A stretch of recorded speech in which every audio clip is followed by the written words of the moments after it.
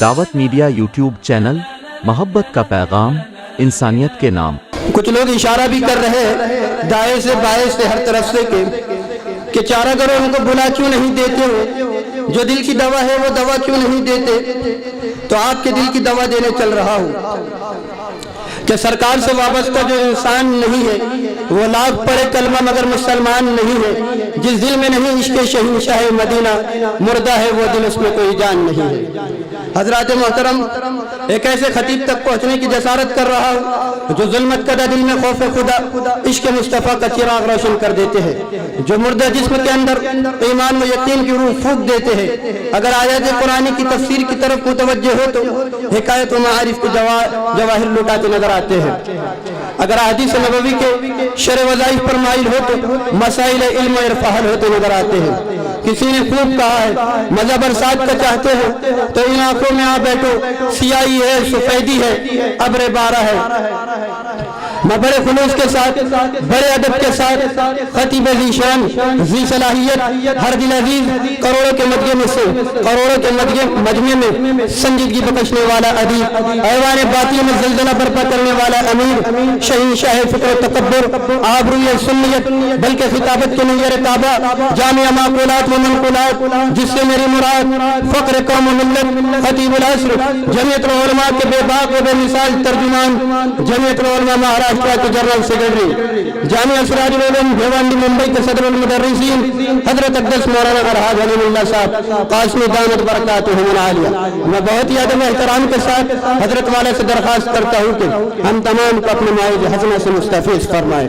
اس شعر کے ساتھ حضرت کا استقبال ہے کہ دلوں میں جستجو بڑھتی ہے اور تنویر ہوتی ہے، سبھی مردہ دلوں میں زندگی تحریر ہوتی ہے، کہ دلوں میں جستجو بڑھتی ہے اور تنویر ہوتی ہے، سبھی مردہ دلوں میں زندگی تحریر ہوتی ہے۔ دلائل جب یہ دیتے ہیں تو عقل دم رہ جاتی ہے، ہمارے شیخ کی کچھ اس طرح تقریر ہوتی ہے۔ حضرت مولانا حلیم اللہ صاحب قاسمی دامت برکاتہم العالیہ، جنرل سیکرٹری جمعیت علماء مہاراشٹر۔ بسم اللہ الرحمن الرحیم، الحمد للہ رب العالمین، والصلاة والسلام على سید المرسلین وعلى آلہ واصحابہ اجمعین، اما بعد فاعوذ باللہ من الشیطان الرجیم، بسم اللہ الرحمن الرحیم، ربنا وابعث فیہم رسولا منہم یتلو علیہم آیاتک ویعلمہم الکتاب والحکمت ویزکیہم انک انت العزیز الحکیم۔ وقال تبارک وتعالی لقد من اللہ علی المؤمنین اذ بعث فیہم رسولا من انفسہم یتلو علیہم آیاتہ ویزکیہم ویعلمہم الکتاب والحکمہ وإن كانوا من قبل لفی ضلال مبین۔ وقال تبارک وتعالی هو الذي بعث في الأميين رسولا منهم يتلو عليهم آياته ويزكيهم ويعلمهم الكتاب والحكمة وإن كانوا من قبل لفي ضلال مبين۔ صدق الله العظيم۔ وقال النبي صلى الله عليه وسلم خيركم من تعلم القرآن وعلمه أو كما قال عليه الصلاة والسلام۔ حضرات علماء کرام، بزرگان محترم، معزز خواتین اسلام، عزیز طلباء اور طالبات، آج کا یہ اجلاس اس مقصد کے لیے بلایا گیا ہے کہ ہمارے ملک میں مدارس اسلامیہ اور مکاتب دینیہ کا جو ایک سلسلہ پھیلا ہوا ہے، ان مدارس اور ان مکاتب کی اہمیت کیا ہے، اور ان مدارس اور مکاتب نے ملت کو، قوم کو اور ملک کو کیا دیا ہے، اس سلسلے میں مذاکرہ کیا جائے اور ان مکاتب کی اہمیت کو سامنے لایا جائے۔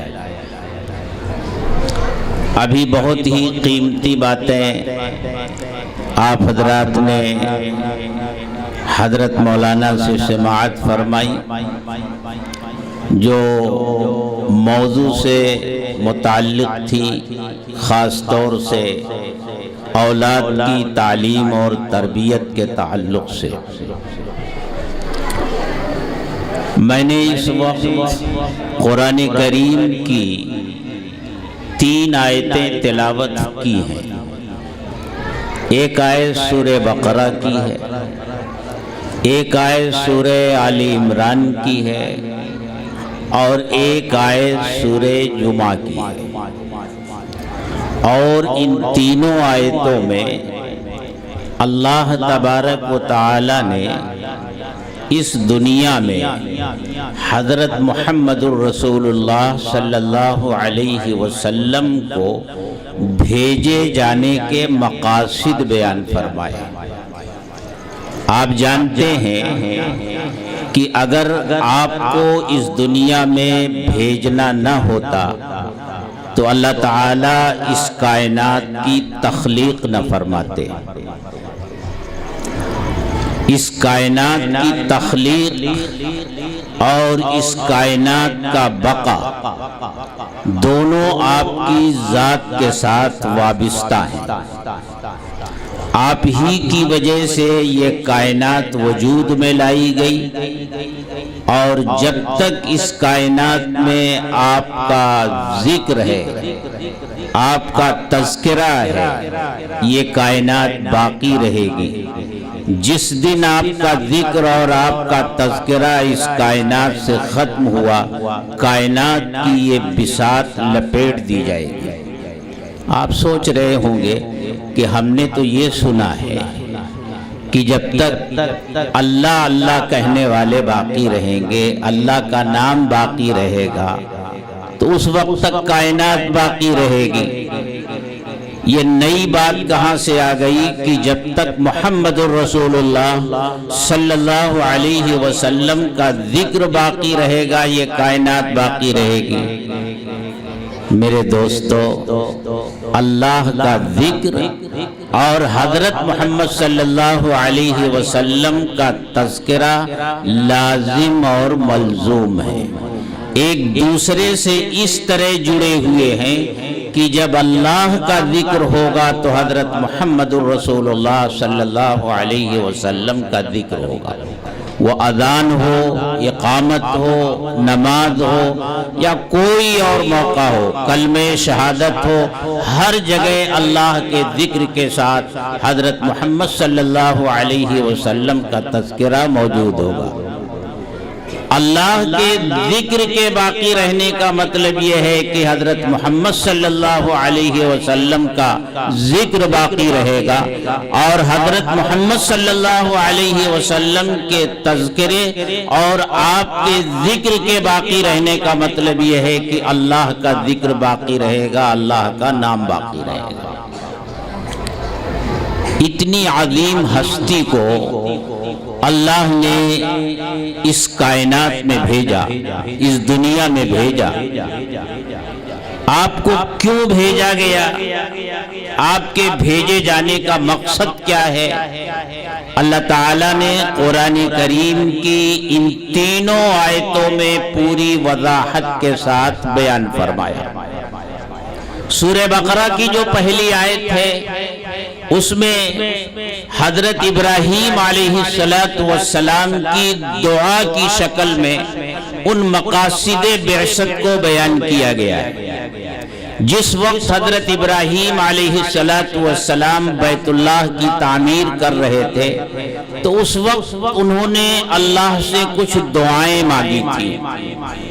ان دعاؤں میں سے ایک دعا یہ بھی تھی ربنا وابعث فیہم رسولا منہم، اے اللہ انہی میں سے ایک رسول بھیجیو یتلو علیہم آیاتک، جو تیری آیتوں کی تلاوت کرے، وَيُعَلِّمُهُمُ الْكِتَابَ وَالْحِكْمَةَ، اور کتاب اور حکمت کی تعلیم دے، وَيُزَكِّيهِمْ، اور ان کے قلوب کا تزکیہ کرے۔ یہ تین باتیں فرمائی، تلاوت آیات، تعلیم کتاب و حکمت اور تزکیہ قلوب۔ پھر یہی بات اللہ تعالیٰ نے بطور احسان سورہ آل عمران میں بیان فرمائی، لَقَدْ مَنَّ اللَّهُ عَلَى الْمُؤْمِنِينَ إِذْ بَعَثَ فِيهِمْ رَسُولًا مِّنْ أَنفُسِهِمْ، اللہ تعالیٰ نے ایمان والوں پر احسان فرمایا کہ ان کے درمیان انہی میں سے ایک رسول بھیجا، یتلو علیہم آیاتی، جو ان کے سامنے اللہ کی آیتوں کی تلاوت کرتا ہے، اللہ کی طرف سے آنے والی وحی کو پڑھ پڑھ کر سناتا ہے، وَيُزَكِّيهِمْ وَيُعَلِّمُهُمُ الْكِتَابَ، اور ان کو کتاب اور حکمت کی تعلیم دیتا ہے، وَيُزَكِّيهِمْ، اور ان کا تزکیہ کرتا ہے۔ یہی بات سورہ جمعہ کی آیت میں ہے، هُوَ الَّذِي بَعَثَ فِي الْأُمِّيِّينَ رَسُولًا مِّنْهُمْ يَتْلُو عَلَيْهِمْ آیَاتِهِ، جو اللہ کی آیتوں کی تلاوت کرتا ہے اور لوگوں کے قلوب کا تزکیہ کرتا ہے اور کتاب اور حکمت کی تعلیم دیتا ہے۔ قرآن کریم کی ان آیات سے صاف صاف یہ پتہ چلا کہ اللہ تعالیٰ نے حضرت محمد الرسول اللہ صلی اللہ علیہ وسلم کو اس دنیا میں جن مقاصد کے لیے بھیجا تھا وہ تین تھے۔ پہلا مقصد یہ تھا کہ اللہ کی طرف سے جو کتاب، جو وحی آپ کے اوپر نازل ہو رہی ہے، جو آیات نازل ہو رہی ہیں، آپ ان آیات کو لوگوں کے سامنے پڑھیں، انہیں سنائیں، ان کی تلاوت کریں اور لوگوں کو یہ بتائیں کہ قرآن کریم کی آیتیں پڑھی کیسے جائیں گی، ان کی تلاوت کیسے کی جائے گی، ان کے الفاظ کو کس طریقے سے ادا کیا جائے گا۔ یہ تلاوت آیات آپ کا پہلا کام۔ تینوں آیتوں میں اللہ تعالیٰ نے جو تین کام بیان فرمائے، ان میں سے پہلا کام تلاوت آیات ہے۔ قرآن کریم کی آیتوں کو پڑھ کر آپ سنائیں۔ ظاہر سی بات ہے، یہ پڑھ کر سنانا کیا ہوگا؟ قرآن کریم کی آیتوں کے جو الفاظ ہیں، ان الفاظ کو کیسے پڑھا جائے گا، ان کو کیسے درست کیا جائے گا، حروف کے مخارج کیا ہیں، یہ ساری چیزیں آپ اپنی امت کو سکھائیں۔ یہ پہلا مقصد آیا آپ کا اس دنیا میں تشریف لانے کا۔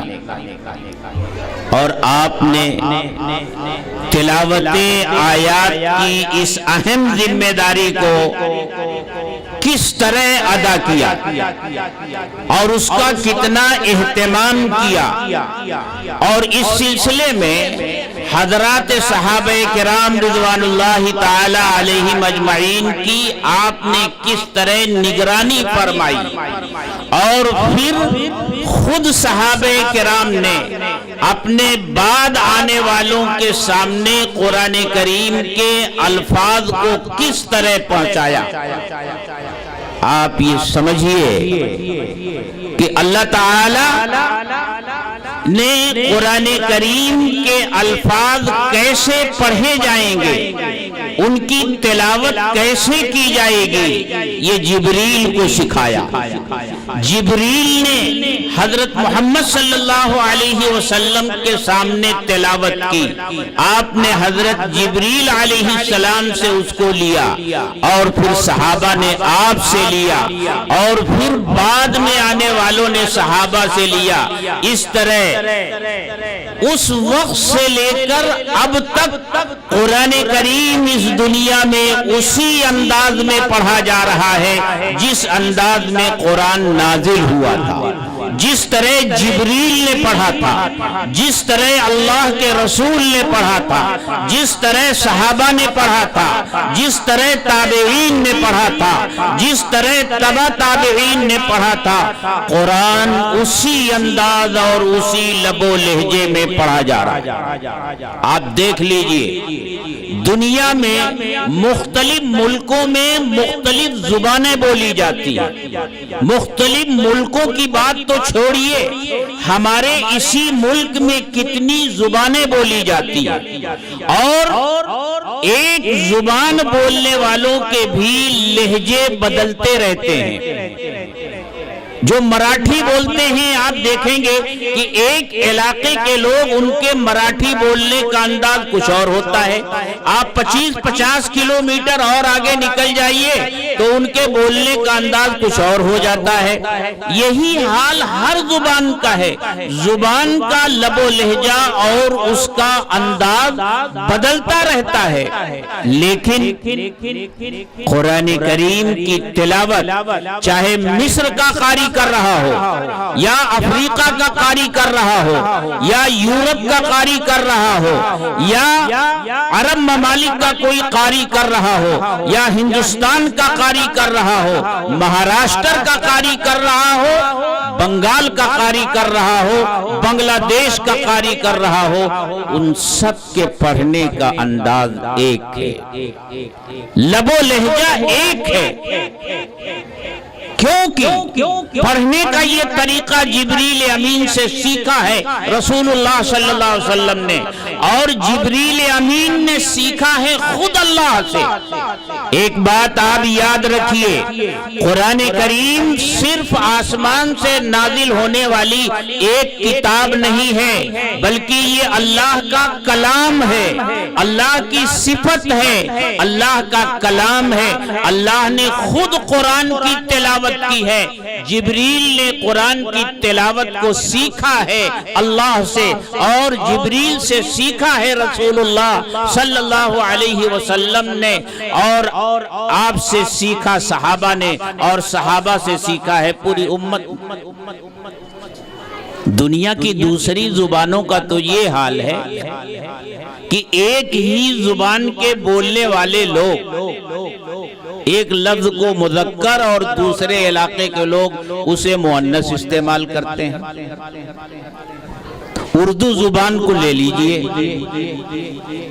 آپ لکھنؤ چلے جائیے تو لکھنؤ والوں کی اردو الگ ہے، ان کی اردو میں نسوانیت زیادہ ہے، اور ادھر دلی کے علاقے میں چلے جائیے، مغرب میں چلے جائیے تو ان کی اردو الگ انداز کی ہے۔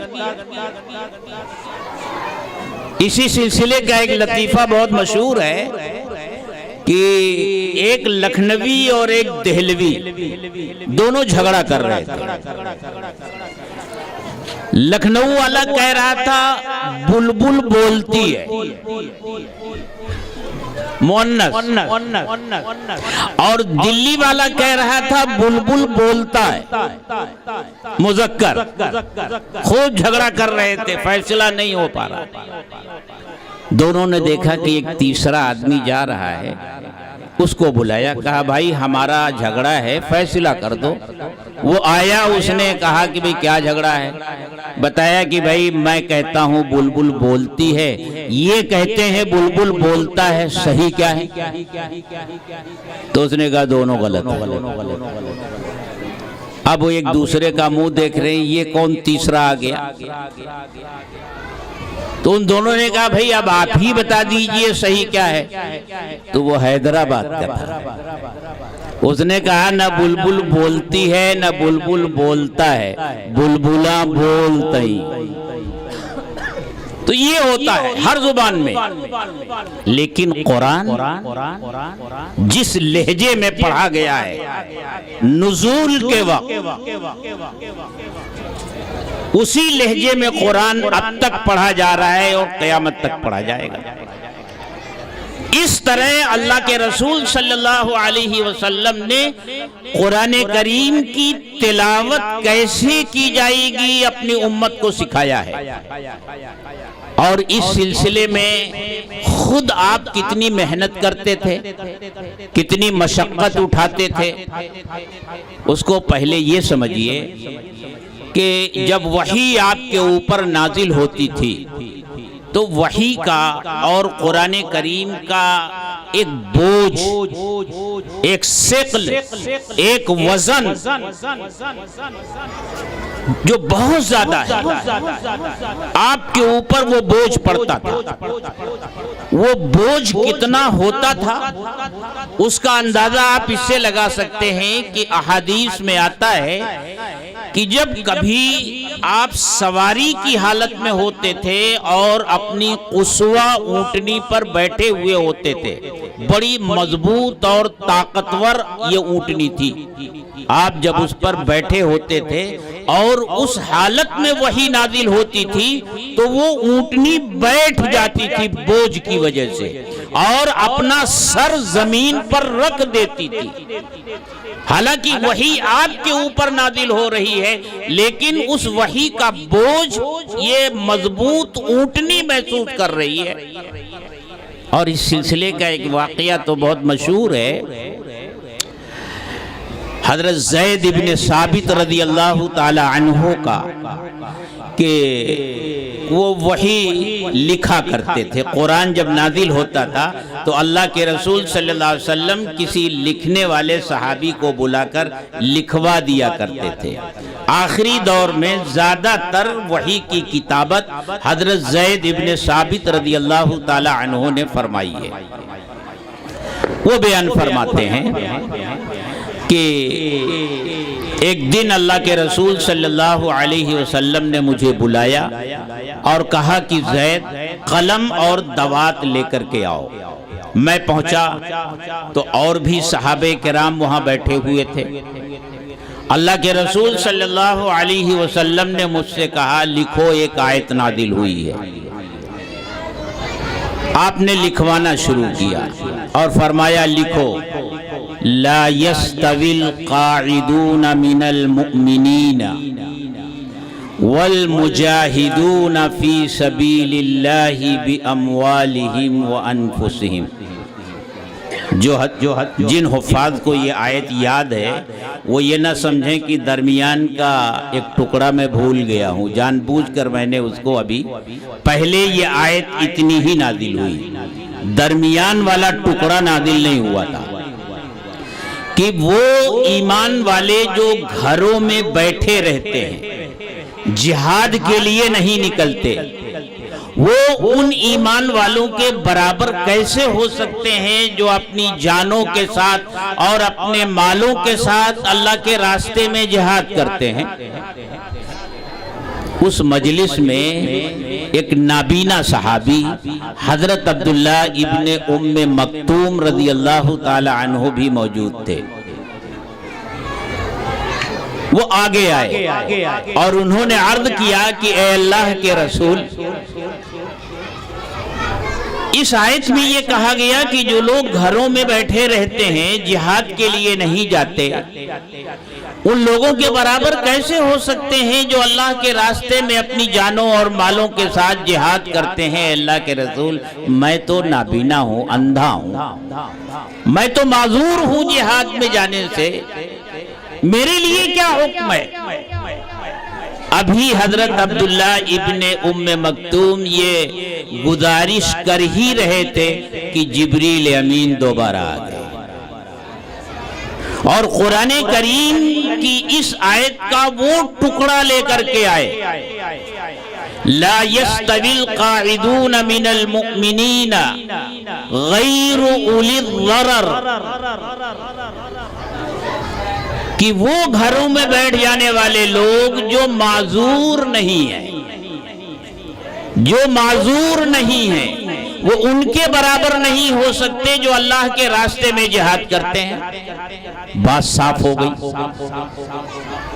اس سے جہاں ایک طرف یہ اندازہ ہوتا ہے کہ اللہ کے نزدیک صحابہ کرام کا مقام اور مرتبہ کیا تھا،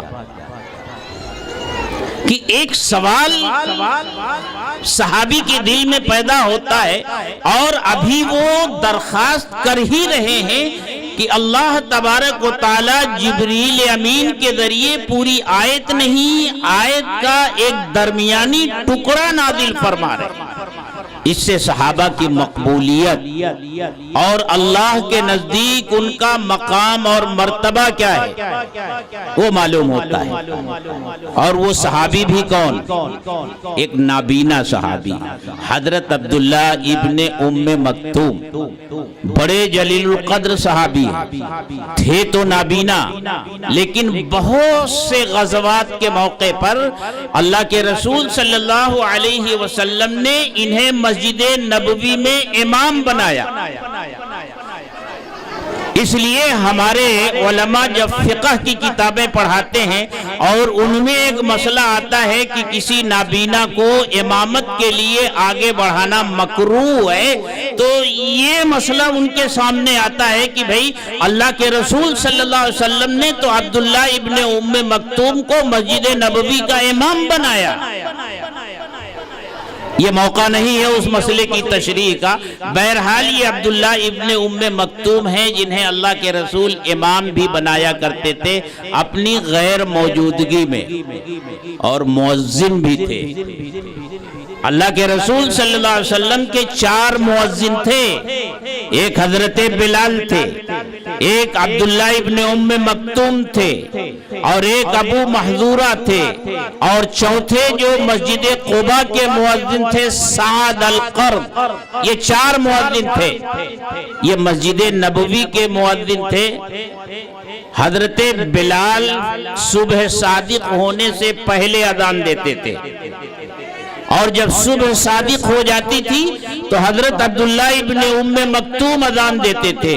اسی لیے اللہ کے رسول نے لوگوں سے یہ کہہ دیا تھا لا یغرنکم اذان بلال ولا الفجر المستطیل، لوگوں تم کو بلال کی اذان دھوکے میں نہ ڈالے، اور صبح کاذب جس کی روشنی آسمان میں طولن پھیلتی ہے اس سے دھوکہ نہ کھا جانا، اس سے صبح صادق نہیں ہوتی۔ اور یہ کیسے صحابی ہیں؟ ایک مرتبہ یہ اللہ کے رسول صلی اللہ علیہ وسلم کی خدمت میں حاضر ہوئے۔ اللہ کے رسول کچھ بڑے لوگوں سے باتیں کر رہے تھے جن کے ایمان لانے کی آپ امید رکھتے تھے، اور وہ ایسے لوگ تھے جو اپنی مجلس میں کسی غریب اور نادار کا بیٹھنا پسند نہیں کرتے تھے۔ یہ نابینا تھے، ان کو معلوم نہیں تھا کہ اس وقت مجلس میں کون کون ہیں، انہیں کچھ پوچھنا تھا، یہ مجلس میں چلے آئے۔ اللہ کے رسول صلی اللہ علیہ وسلم کو ان کے آنے سے ناگواری ہوئی اور انہیں واپس کر دیا آپ نے۔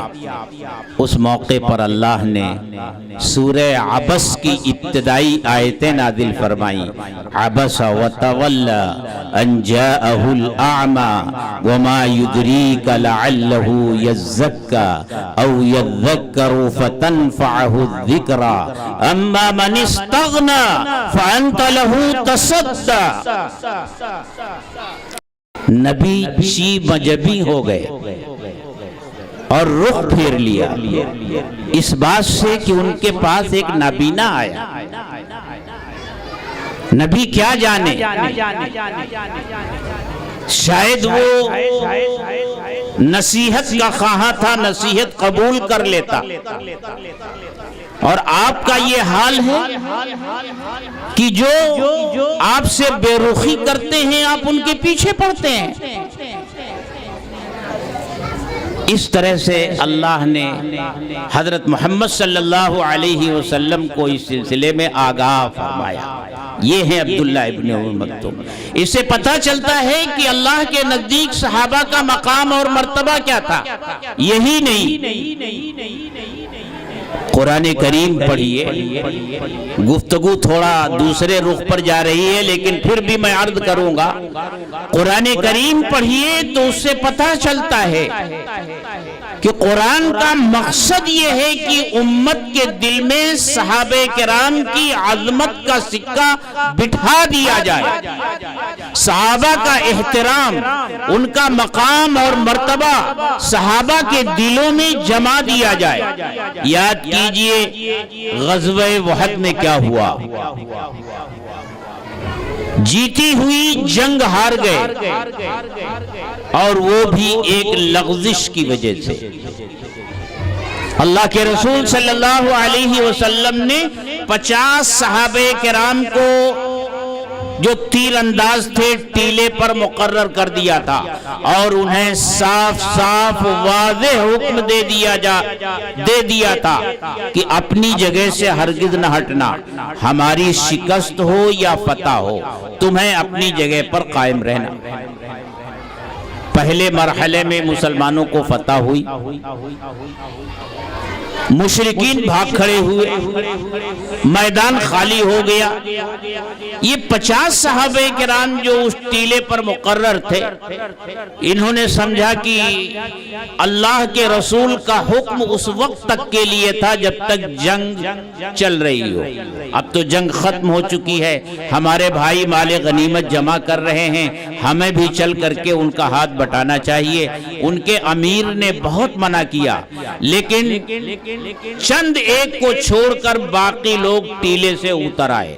خالد بن ولید رضی اللہ تعالی عنہ جو اس وقت تک ایمان نہیں لائے تھے، انہوں نے جنگ شروع ہونے سے پہلے یہ موقع دیکھ رکھا تھا، اور جنگ کے درمیان بارہا انہوں نے ادھر سے آنے کی کوشش کی تھی، لیکن جبل رمات پر تیر اندازوں کا یہ دستہ ان کے راستے کی رکاوٹ تھا۔ جب مشرکین بھاگ رہے تھے تو خالد بن ولید آسانی سے شکست تسلیم کر لینے والے بہادر نہیں تھے۔ انہوں نے سوچا ذرا ایک چکر لگا کر دیکھ لیں وہاں کا کیا حال ہے۔ جب وہ اپنے سوار دستے کو لے کر ادھر سے آئے تو دیکھا کہ وہ پہاڑی خالی ہو چکی ہے۔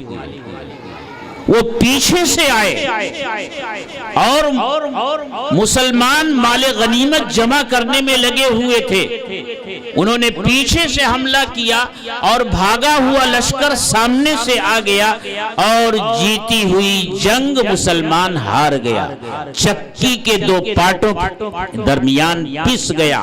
70 صحابہ کرام شہید ہوئے، خود اللہ کے رسول صلی اللہ علیہ وسلم کے دندان مبارک ٹوٹے، آپ کے پیشانی میں آہنی ٹوپی کی کڑیاں گھس گئیں، آپ ایک گڈھے میں گر گئے، آپ کو اتنی تکلیفیں پہنچی۔ آپ اندازہ لگائیے کہ آپ نے بہت ہی تاکیدی حکم فرمایا تھا یہاں سے ہٹنا نہیں، لیکن صحابہ سے لغزش ہوئی، اور وہ یہ سوچ کر کہ جنگ ختم ہو گئی وہ ہٹ گئے۔ پھر 70 صحابہ کرام اس کے بعد شہید ہوئے۔ اس کا کتنا بڑا دکھ اور کتنا بڑا صدمہ اللہ کے رسول صلی اللہ علیہ وسلم کو پہنچا ہوگا، اس کا اندازہ لگایا جا سکتا ہے۔ ممکن تھا کہ اپنے صحابہ کے طرف سے آپ کے دل میں کوئی میل آ جاتا، آپ ان سے ناراض ہو جاتے، اور آئندہ کے لیے آپ ان کو بہت سے معاملات میں شریک نہ کرتے، ان کے اوپر اعتماد نہ کرتے، ان کے اوپر بھروسہ نہ کرتے۔ لیکن اللہ اکبر، اللہ تعالیٰ نے تو یہ پوری جماعت آپ کی صحبت اور معیت کے لیے منتخب فرمائی تھی۔ کہاں کہاں سے لا کر مکہ اور مدینہ میں ان صحابہ کرام کو آپ کے لیے جمع کیا تھا۔ اس موقع پر نازل ہونے والی آیات پڑھیے، ایک آیت پڑھ کر میں آپ کو بتاتا ہوں، اندازہ لگائیے کہ صحابہ کا مقام اور مرتبہ اللہ کے نزدیک کیا ہے۔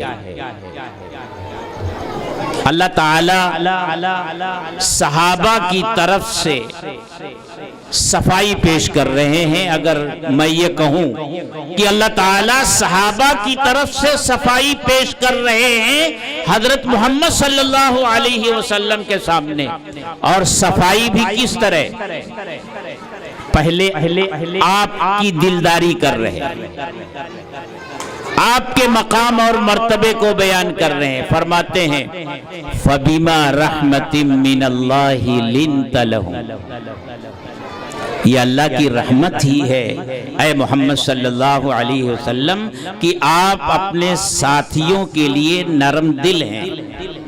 یہ نرم دلی جو آپ کو ملی ہوئی ہے یہ اللہ کی عطا کردہ ہے، اللہ کی رحمت کا نتیجہ ہے۔ وَلَوْ كُنْتَ فَظًّا غَلِيظَ الْقَلْبِ لَانفَضُّوا مِنْ حَوْلِكَ، اور اگر آپ سخت دل ہوتے، ترش روح ہوتے، تو یہ صحابہ، جانثار صحابہ کی جو بھیڑ آپ کے پاس ہے یہ آپ کے پاس سے منتشر ہو جاتی، آپ کے پاس یہ نہ رہتے۔ اس کے بعد اللہ کیا کہتے ہیں؟ فَاعْفُ عَنْهُمْ وَاسْتَغْفِرْ لَهُمْ وَشَاوِرْهُمْ فِي الْأَمْرِ، آپ ان کو معاف کر دیجئے۔ فَاعْفُ عَنْهُمْ، آپ معاف کر دیجئے۔ وَاسْتَغْفِرْ لَهُمْ، اور صرف آپ معاف نہ کیجئے، آپ ان کے لیے ہم سے استغفار کیجئے، ان کی مغفرت کی سفارش ہم سے کیجئے۔ اور یہ ایسے نہیں ہو گئے کہ ان پر اعتماد نہیں کیا جا سکتا۔ وَشَاوِرْهُمْ فِي الْأَمْرِ، معاملات میں ان سے مشورہ لیا کیجئے۔ یہ ہیں صحابہ۔ تو میں یہ عرض کر رہا تھا، واقعہ جو بیان کر رہا تھا کہ وہ آیت کا ٹکڑا نازل ہوا عبداللہ ابن ام مکتوم کی اس درخواست پر۔ حضرت زید ابن ثابت رضی اللہ تعالیٰ عنہ فرماتے ہیں کہ جب یہ آیت کا ٹکڑا لے کر جبریل امین آئے، اس وقت میں اللہ کے رسول کے بالکل قریب بیٹھا ہوا تھا، اور آپ کے پاؤں مبارک کا ایک حصہ میری ران پر تھا۔ جب یہ ایک ٹکڑا نازل ہوا تو اس کا بوجھ اور اس کا وزن اور اس کا ثقل اتنا زیادہ تھا کہ مجھ کو لگتا تھا میری ران ٹوٹ جائے گی۔ ایک ٹکڑے کا اتنا وزن۔ روایات میں آتا ہے کہ جب وحی نازل ہوتی تھی تو اللہ کے رسول صلی اللہ علیہ وسلم کا چہرے انور سرخ ہو جاتا تھا۔ سخت سردی کے زمانے میں آپ کی پیشانی سے پسینے کے قطرے بہنے لگتے تھے، اور خرخراہٹ کی آواز آپ کے سینے سے آنے لگتی تھی۔ اتنا ثقل ہوتا تھا وحی کا، اتنا بوجھ ہوتا تھا، کتنی مشقت آپ اٹھا رہے ہوتے تھے اس حالت میں جب وحی نازل ہو رہی ہوتی تھی۔ لیکن اس کے باوجود اس مشقت کی حالت میں بھی آپ کی یہ کوشش ہوتی تھی کہ قرآن کریم کی آیات کے جو الفاظ نازل ہو رہے ہیں کہیں میں بھول نہ جاؤں۔ جبریل امین پڑھ رہے ہیں اور اس کے ساتھ ساتھ آپ بھی دہراتے جا رہے ہیں، اتنی مشقت میں کہ گویا پہاڑ کا بوجھ آپ کے اوپر ہے، اتنا وزن ہے کہ اگر اونٹنی پر بیٹھے ہیں تو اونٹنی نے زمین پر بیٹھ کر کے اپنا سر زمین پر رکھ دیا ہے۔ اس سے اندازہ لگائیے اس وقت کتنی مشقت اٹھا رہے ہیں آپ، لیکن اس مشقت کی حالت میں بھی جبریل امین پڑھتے جا رہے ہیں اور پیچھے پیچھے آپ بھی جلدی جلدی پڑھتے جا رہے ہیں۔ اللہ تعالیٰ نے آپ کو تسلی دی کہ اے پیارے ایسا مت کرو، لا تحرک بہی لسانک لتعجل بہ ان علینا جمعہ وقرآنہ فإذا قرأناہ فاتبع قرآنہ۔ آپ جلدی جلدی اپنی زبان کو حرکت مت دیجیے۔ ان علینا جمعہ وقرآنہ، ہماری ذمہ داری ہے آپ کے سینے میں قرآن کریم کی آیتوں کو محفوظ کر دینا، اور پھر قرآن کریم کا پڑھوانا بھی ہماری ہی ذمہ داری ہے۔ آپ بھولیں گے نہیں، محفوظ کر دینا ہماری ذمہ داری ہے، اور جبریل جس انداز میں پڑھ کر آپ کو بتا رہے ہیں اسی انداز میں آپ سے پڑھوانا بھی ہماری ہی ذمہ داری ہے۔ اس کے بعد پھر جب وحی نازل ہوتی تھی تو اللہ کے رسول صلی اللہ علیہ وسلم خاموش سر جھکا کر بیٹھے رہتے تھے، اور آپ کے سینے میں قرآن کریم کی آیتیں محفوظ ہو جاتی تھیں۔ پھر جب وہ آیتیں نازل ہوتی تھیں تو ان آیتوں کی تلاوت آپ کرتے تھے صحابہ کے سامنے، اور اس کو لکھواتے تھے۔ یہ دو کام کرتے تھے، کیونکہ آیات کی تلاوت یہ آپ کی 3 ذمہ داریوں میں سے پہلی ذمہ داری بتائی گئی۔ جو آیتیں نازل ہو رہی ہیں آپ ان آیتوں کی تلاوت کر کے امت کو بتائیں کہ یہ آیتیں اس طرح پڑھی جائیں گی، ان کا تلفظ اس طرح ہوگا، حروف کے مخارج یہ ہیں، لہجہ یہ ہوگا۔ یہ آپ امت کو سکھاتے تھے، اور یہ آپ کی پہلی ذمہ داری بتائی قرآن کریم کی ان تینوں آیات میں۔ اور پھر صحابہ بھی آپ سے قرآن کریم کے معانی جس طرح سیکھتے تھے، قرآن کریم کی تلاوت کیسے کی جائے گی وہ بھی سیکھتے تھے، الفاظ کی ادائیگی کیسی ہوگی وہ بھی سیکھتے تھے، مخارج کی رعایت کیا ہوگی وہ بھی سیکھتے تھے، حروف کی صفات کیا ہیں وہ بھی سیکھتے تھے۔ حضرت عبداللہ ابن مسعود رضی اللہ تعالی عنہ فرماتے ہیں میں نے اللہ کے رسول صلی اللہ علیہ وسلم سے قرآن کریم کی 70 سورتیں سیکھی ہیں، الفاظ کیسے پڑھے جائیں گے، ان کی تلاوت کیسے کی جائے گی، یہ میں نے اللہ کے رسول صلی اللہ علیہ وسلم سے سیکھا ہے۔ اور خود اللہ کے رسول صلی اللہ علیہ وسلم صحابہ سے سنا بھی کرتے تھے کہ مجھ سے انہوں نے جو سیکھا ہے قرآن کریم کی تلاوت کو، تو وہ کس طرح سیکھا ہے۔ کبھی ابی ابن کعب سے کہتے ہیں ابی مجھے قرآن پڑھ کر سناؤ، کبھی عبداللہ ابن مسعود سے کہتے ہیں کہ عبداللہ ابن مسعود مجھے قرآن پڑھ کر سناؤ۔ اور یہ عبداللہ ابن مسعود رضی اللہ تعالی عنہ اللہ کے رسول صلی اللہ علیہ وسلم نے خاص طور سے قرآن کی تلاوت سیکھنے کے لیے جن صحابہ کی نشاندہی فرمائی وہ 4 ہیں، ان 4 میں سر فہرست عبداللہ ابن مسعود ہے۔ عبداللہ ابن مسعود کا کیا مقام اور مرتبہ ہے؟ حضرت عمر فاروق رضی اللہ تعالی عنہ بیان فرماتے ہیں کہ اللہ کے رسول صلی اللہ علیہ وسلم کا یہ معمول تھا کہ عشاء کی نماز پڑھنے کے بعد تھوڑی دیر بیٹھتے تھے اور مسلمانوں کے معاملات کے بارے میں حضرت ابو بکر صدیق سے مشورہ فرمایا کرتے تھے، اور میں بھی موجود ہوتا تھا۔ ایک دن مشورہ ختم ہونے کے بعد ہم لوگ وہاں سے اٹھے تو دیکھا کہ مسجد کے ایک کنارے ایک شخص نفل نماز پڑھ رہا ہے اور قرآن کی تلاوت کر رہا ہے۔ اللہ کے رسول صلی اللہ علیہ وسلم رک گئے، ہم دونوں بھی رک گئے، اور کافی دیر تک اللہ کے رسول صلی اللہ علیہ وسلم سنتے رہے۔ ہم نے دیکھا کہ وہ حضرت عبداللہ ابن مسعود ہیں۔ پھر اللہ کے رسول صلی اللہ علیہ وسلم نے ارشاد فرمایا جو یہ چاہتا ہے کہ قرآن اسی انداز میں تر و تازہ حاصل کرے اور پڑھے، وہ عبداللہ ابن مسعود سے پڑھنا سیکھ لے۔ عبداللہ ابن مسعود کا مقام اور مرتبہ کیا ہے؟ حضرت عمر فاروق رضی اللہ تعالی عنہ نے اپنے زمانے خلافت میں عبداللہ ابن مسعود رضی اللہ تعالی عنہ کو کوفہ والوں کا معلم بنا کر بھیجا۔ کوفہ تشریف لے گئے۔ ایک دن کوفہ سے ایک شخص آیا اور حضرت عمر فاروق رضی اللہ تعالی عنہ سے کہنے لگا کہ حضرت کوفہ میں ایک شخص ہے جو اپنی یادداشت سے زبانی طور سے لوگوں کو قرآن لکھواتا ہے، قرآن کی آیتیں لکھواتا ہے۔ حضرت عمر فاروق رضی اللہ تعالی عنہ کا ہاتھ فوراً ان کے درے پر پہنچ گیا، وہ چابک جو ہر وقت لیے رہتے تھے۔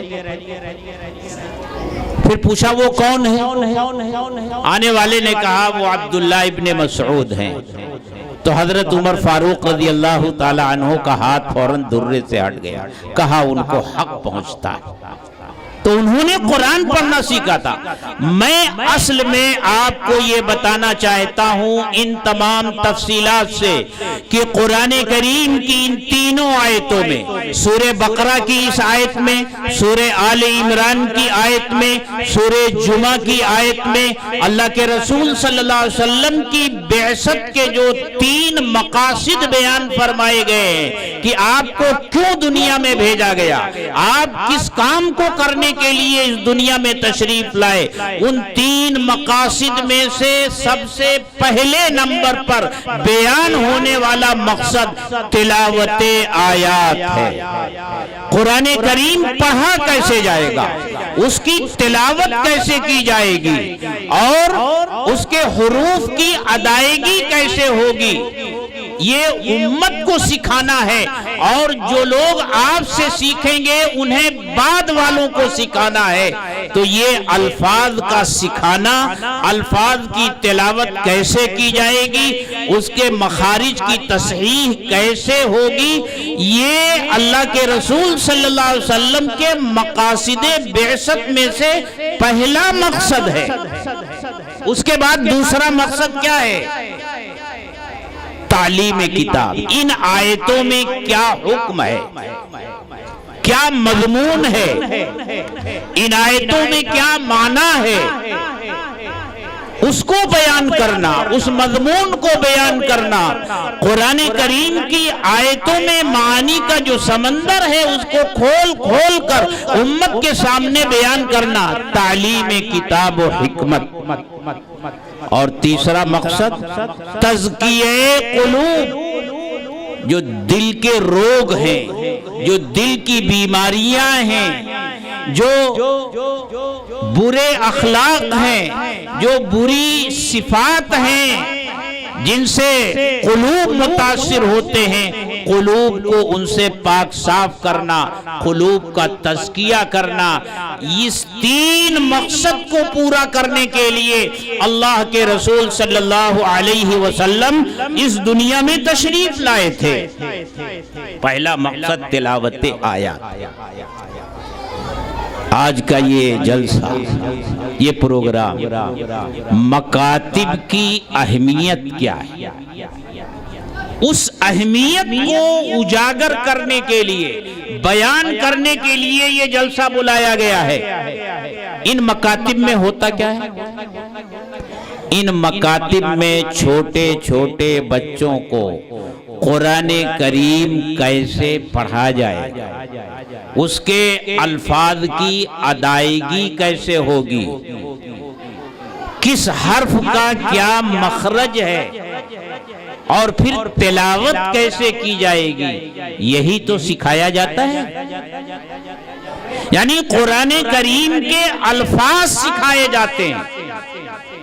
یعنی اللہ کے رسول صلی اللہ علیہ وسلم جن 3 مقاصد کو پورا کرنے کے لیے اس دنیا میں تشریف لائے تھے، ان میں سے پہلے مقصد کو پورا کرنے کے لیے اس ملک میں یہ مکاتب قائم کیے گئے۔ اس لیے بلا خوف تردید میں یہ کہتا ہوں، یہ مکاتب اسلامیہ کار نبوت انجام دے رہے ہیں۔ جو 3 نبوی کام ہیں، تلاوت آیات، قرآن کریم کی آیتوں کی تلاوت کیسے کی جائے گی، یہ ان مکاتب میں سکھایا جا رہا ہے۔ قرآن کریم کی آیتوں کے معنی کیا ہیں وہ مدارس میں سکھایا جا رہا ہے، اور قلوب کا تزکیہ خانقاہوں میں ہوتا ہے۔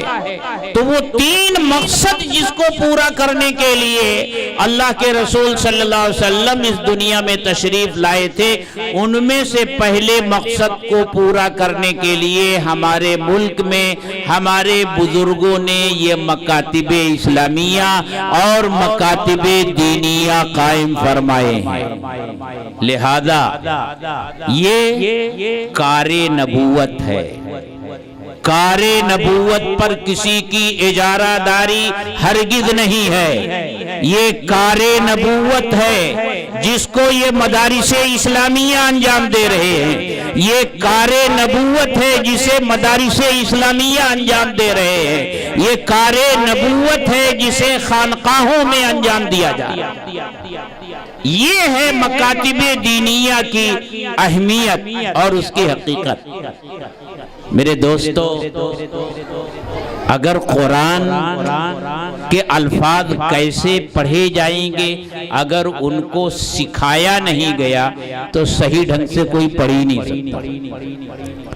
نہ قرآن کے الفاظ سیکھے بغیر پڑھے جا سکتے ہیں اور نہ قرآن کے معانی سیکھے بغیر سمجھے جا سکتے ہیں۔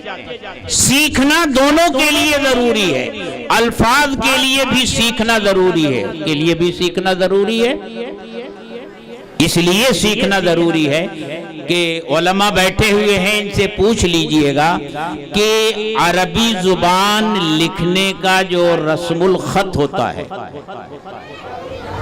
قرآن کریم عربی زبان میں ہے، لیکن اس کا رسم الخط بہت سے موقعوں پر عام عربی کی کتابوں سے الگ ہے۔ اس کا رسم الخط بھی محفوظ ہے، وہ کیسے پڑھا جائے گا؟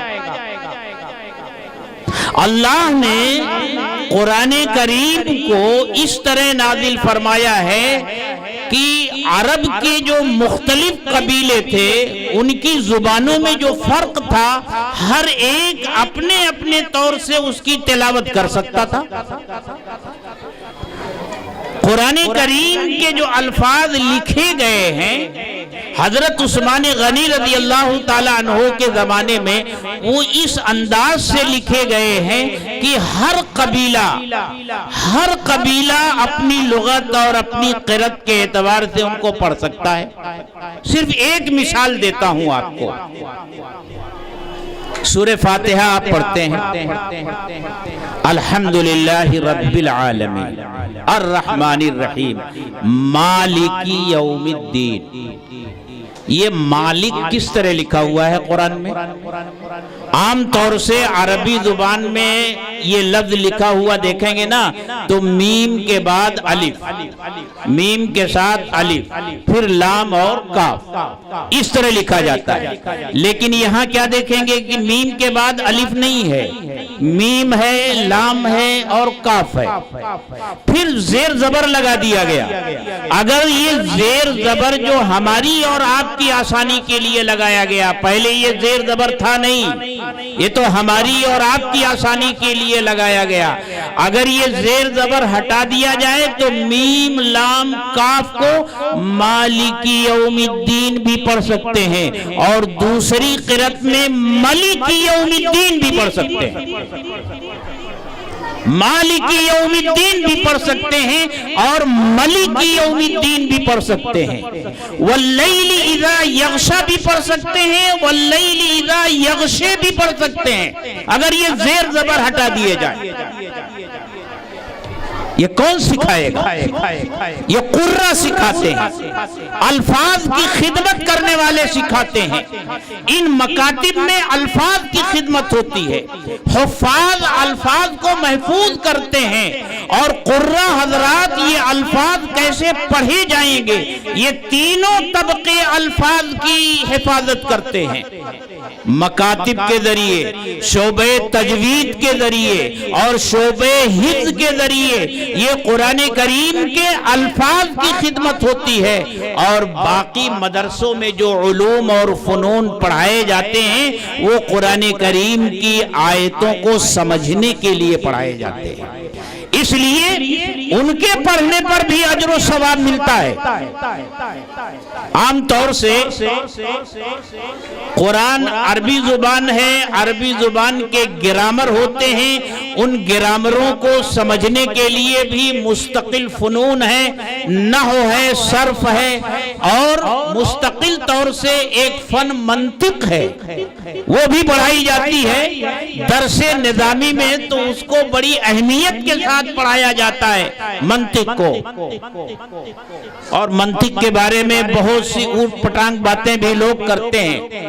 लेकिन अगर इस नीयत से मंतिक पढ़ाई जाती है कि इस फन के जरिए कुरान समझने में मदद मिलेगी, या कुरान और इस्लाम के ऊपर जो यूनानी फलसफे की वजह से एतराज़ात हुए हैं, उन एतराज़ात का जवाब देने में मंतिक के जरिए मदद मिलेगी, तो मंतिक का पढ़ाना भी इबादत, पढ़ना भी इबादत। उस सिलसिले का एक छोटा सा वाक़या सुनिए। हजरत शेखुल हिंद रहमतुल्लाह अलैह मंतिक की एक मशहूर किताब पढ़ा रहे थे, दर्स हो रहा था, कुतुबी पढ़ा रहे थे। एक शख्स आया और उसने कहा कि हजरत फला साहब का इंतकाल हो गया है, उनके लिए दुआए मग़फ़िरत करवा दीजिए। हजरत ने तलबा से फरमाया, भाई हाथ उठाओ और दुआ करो कि आज जो हमने कुतुबी का सबक पढ़ा है, अल्लाह ताला इसका सवाब मरने वाले को पहुंचा दे। तो कुतुबी पढ़ने पढ़ाने का सवाब भी इस नीयत से कि कुरान समझने में और उसको समझाने में और इस्लाम का दिफा करने में इस फन के जरिए हमें मदद हासिल होगी, तो उसका पढ़ना पढ़ाना भी सवाब। तो मेरे भाइयों, मैं असल में ये बताना चाहता था कि इन मकातिब के अंदर जो मकासिद अल्लाह के रसूल सल्लल्लाहु अलैहि वसल्लम की बिअसत के हैं, उनमें से पहला मकसद इन मकातिब के जरिए पूरा किया जा रहा है, और वो मकसद कोई मामूली मकसद नहीं है। इसलिए इन मकातिब की अहमियत को हमें और आपको समझना होगा, और ख़ास तौर से हमारे इस मुल्क में, और ख़ास तौर से हमारे मुल्क के मौजूदा माहौल में मदारिसे इस्लामिया और मकातिबे दीनिया की अहमियत को समझना बहुत ज़रूरी है। आप जानते हैं कि जिस नहज के मकतब और मदरसे हमारे मुल्क में चलते हैं, इस नहज पर दुनिया के किसी भी मुल्क में मदरसे और मकतब नहीं चलते। सिर्फ उन्हीं ममालिक में चलते हैं जहां हिंदुस्तान का मुसलमान जाकर आबाद हो गया है। हिंदुस्तानी मुसलमानों की ये खास बात है कि दुनिया के दूसरे मुल्कों का मुसलमान अगर अपनी किसी जरूरत से किसी दूसरे मुल्क में जाकर आबाद होता है, तो ज्यादा से ज्यादा वो अपने साथ मस्जिद ले जाता है, वो वहां जाकर मस्जिद बनाता है। लेकिन हिंदुस्तान का मुसलमान चाहे वो अमेरिका में जाकर बसा, अफ्रीका में जाकर बसा, या यूरोप के किसी मुल्क में जाकर बसा, वो अपने साथ मस्जिद भी ले जाता है, मदरसे भी ले जाता है। आज अमेरिका में भी मदरसे चल रहे हैं, آج افریقہ میں بھی مدرسے چل رہے ہیں، آج یورپ میں بھی مدرسے چل رہے ہیں۔ مدارس کا یہ جو ہمارے یہاں نظام ہے، یہ نظام صرف ہمارے یا بر صغیر میں، دنیا کے کسی اور ملک میں نہیں ہے، اس کا تصور بھی ان کو نہیں ہے۔ آپ یاد رکھیے اور اس کو گرہ میں باندھ لیجئے، یہ دنیا دار الاسباب ہے۔ اللہ تعالی اپنی منشا اور اپنی مرضی اسباب کے پردے میں ظاہر فرماتے ہیں، اگرچہ وہ قادر ہیں کہ بغیر سبب جو چاہے کر سکتے ہیں۔ اللہ کو اس پر قدرت ہے کہ وہ بلا سبب جو چاہے کر سکتے ہیں، وہ قدرت اللہ ہے۔ لیکن قرآن کریم میں دونوں سلسلے اللہ نے بیان فرمائے ہیں، قدرت اللہ کو بھی بیان فرمایا ہے، عادت اللہ کو بھی بیان فرمایا ہے۔ قدرت اللہ کو بیان کرتے ہوئے کہ اللہ بغیر باپ کے بھی بچہ پیدا کر سکتا ہے، حضرت عیسیٰ علیہ السلام کو پیدا کیا۔ اور یہ دنیا دار الاسباب ہے، یہاں جو کچھ ہوتا ہے اللہ کی مرضی کے بغیر نہیں ہوتا، لیکن اس کا کوئی نہ کوئی سبب اللہ پیدا فرماتے ہیں، سبب کے درجے میں ہوتا ہے۔ اللہ یہ چاہتے تھے کہ ہندوستان میں اسلام بھی باقی رہے، مسلمان بھی باقی رہیں، اس لیے اللہ نے اسباب کے درجے میں ہندوستان کے اندر مدارس کا یہ سلسلہ قائم فرمایا، مدارس کا یہ سلسلہ قائم فرمایا۔ اسی لیے ہمارے اکابر یہ کہتے ہیں کہ مدارس کا یہ نظام اور یہ جال جو پورے ملک میں پھیلا ہوا ہے، اس کو یوں ہی نہ سمجھو، بلکہ یہ اللہ کی طرف سے ہمارے بزرگوں کے دلوں میں ڈالا گیا نظام ہے۔ ہمارے بزرگوں کے دلوں میں اللہ نے یہ بات ڈالی تھی کہ ہندوستان میں جو ماحول ہے، اس ماحول میں اگر اسلام کی اور مسلمانوں کی حفاظت چاہتے ہو تو مدارس قائم کرو۔ انگریزوں نے جب اس ملک پر قبضہ جمایا اور 1857 کے بعد جب انگریزوں کا قہر و غضب پوری طرح ہندوستانی مسلمانوں پر ٹوٹ کر برسا، خانقاہیں ویران ہو گئی، مدارس اجڑ گئے، ایسا لگتا تھا کہ اب ہندوستان کے اندر بھی وہی داستان دہرائی جائے گی جو اندلس میں پڑھی جا چکی تھی، ایسا لگ رہا تھا۔ تمام اکابر اور اولیاء اللہ پریشان تھے، اللہ سے دعائیں کر رہے تھے۔ بالآخر اللہ نے ان کے دلوں میں بات ڈالی کہ مدرسے قائم کرو، تو 1866 میں دارالعلوم دیوبند کی بنیاد پڑی، اور پھر دیکھتے ہی دیکھتے پورے ملک میں مدارس اسلامیہ اور مکاتب دینیہ کا جال پھیل گیا۔ حضرت حاجی امداد اللہ مہاجر مکی رحمت اللہ علیہ ہجرت کر کے مکہ تشریف لے جا چکے تھے۔ دارالعلوم دیوبند کے محتمم مولانا یعقوب شاہ رفیع الدین صاحب رحمت اللہ علیہ حج کے لیے مکہ تشریف لے گئے تھے۔ حضرت کی خدمت میں حاضر ہوئے اور عرض کیا کہ حضرت ہم نے دیوبند میں ایک مدرسہ قائم کیا ہے، آپ اس مدرسے کے لیے دعا فرما دیجئے۔ حضرت حاجی صاحب ٹیک لگا کر بیٹھے تھے، سیدھے ہو کر بیٹھ گئے اور فرمایا، رفیع الدین کیا کہا تم نے دیوبند میں مدرسہ قائم کیا، تمہارا مدرسہ؟ اور پھر بڑے خاص انداز میں فرمایا،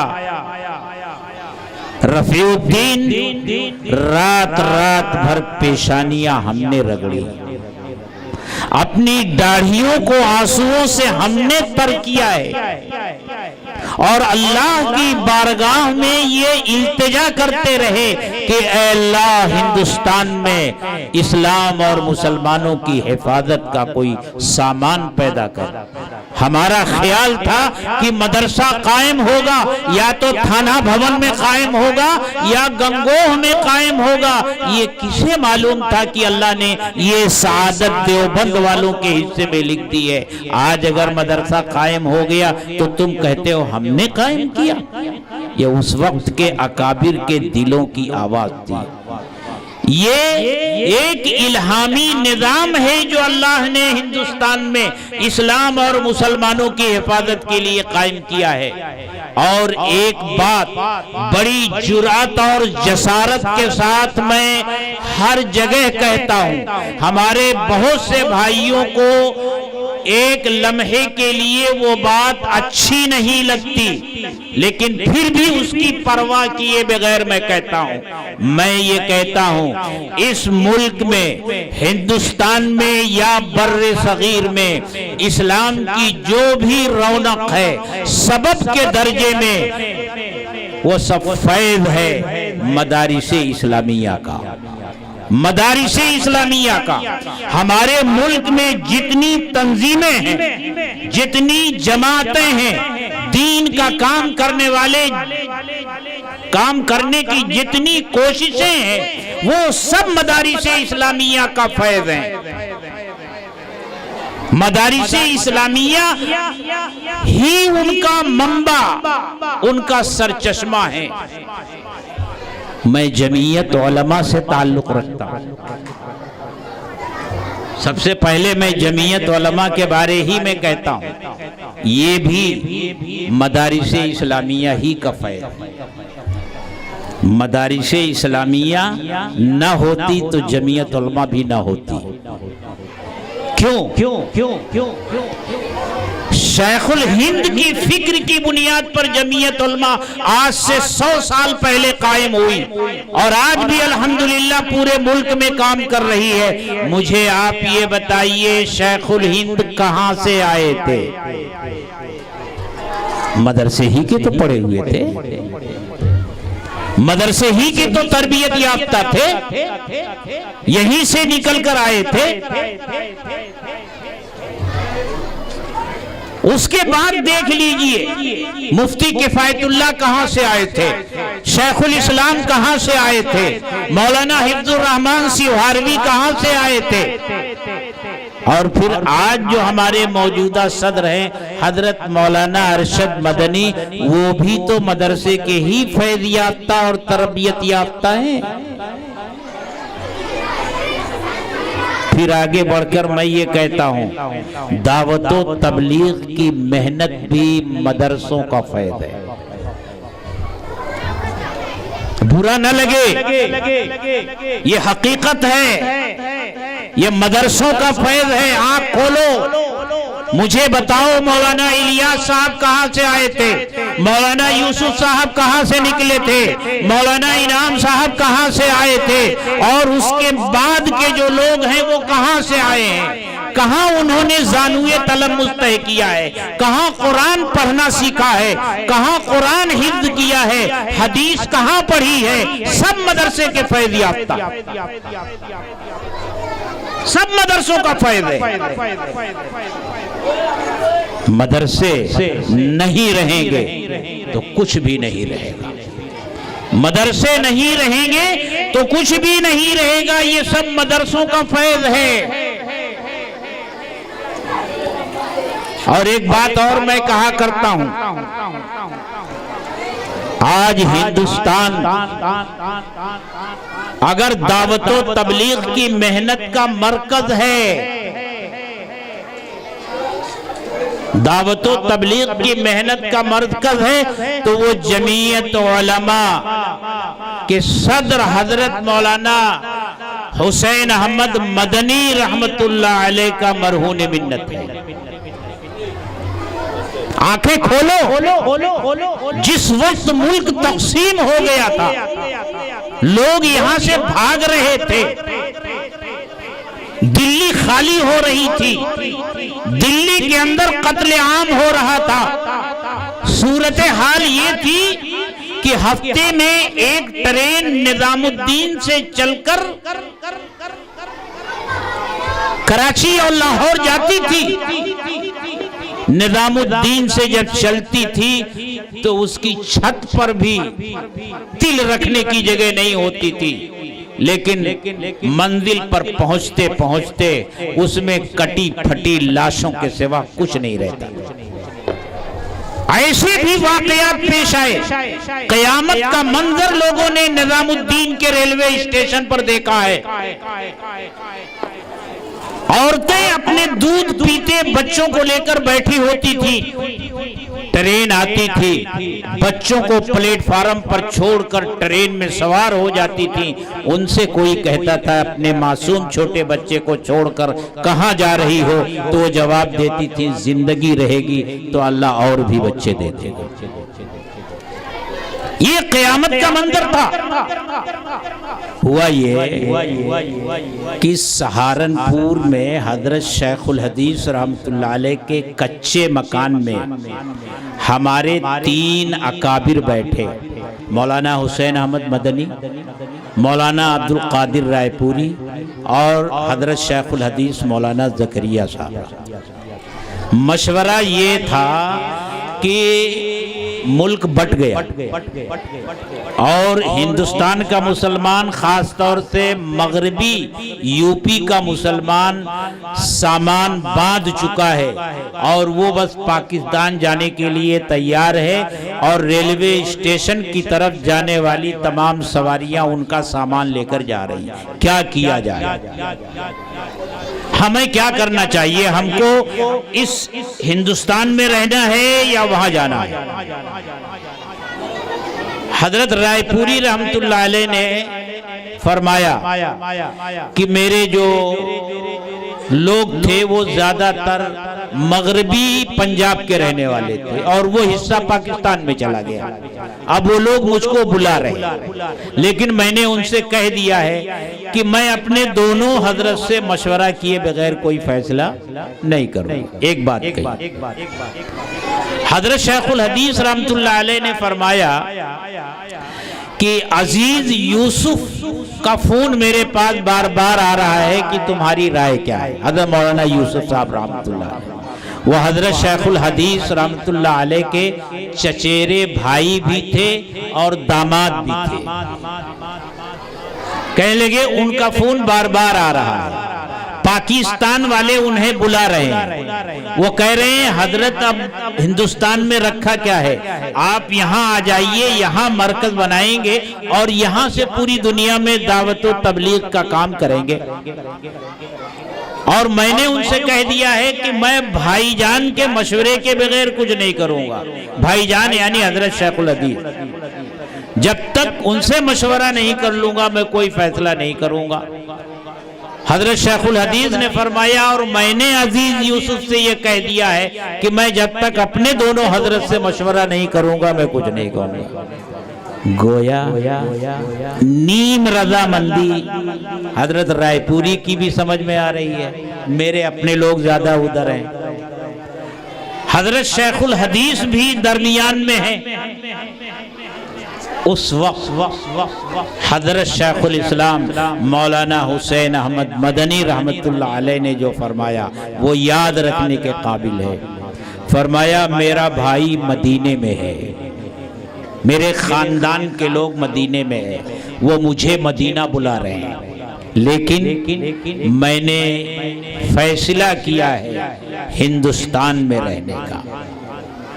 جسے ہندوستانی مسلمانوں کے ساتھ رہنا ہے، اپنا سب کچھ ان کے اوپر قربان کرنا ہے، وہ ہندوستان میں رہے۔ اور حسین احمد نے تو فیصلہ کیا ہے کہ میں ہندوستانی مسلمانوں پر اپنا سب کچھ قربان کرنے کے لیے تیار ہوں، جس کا جی جانے کو جہاں جانے کو چاہے چلا جائے، حسین احمد نہیں جائے گا۔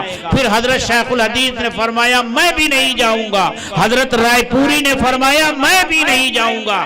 جب یہ تینوں نہیں گئے تو مرکز نظام الدین میں بچ گیا۔ شیخ الحدیث جاتے تو مولانا یوسف صاحب بھی چلے جاتے. اس لیے میں یہ کہتا ہوں، اس لیے میرے دوستو جتنی دین کی محنتیں چاہے وہ مدارس کی شکل میں ہوں یا مکاتب کی شکل میں ہوں، ان سب کو ایک سمجھو، ان میں کوئی ٹکراؤ نہیں ہے. دین کے مختلف شعبے ہیں جو یہ کام کر رہے ہیں.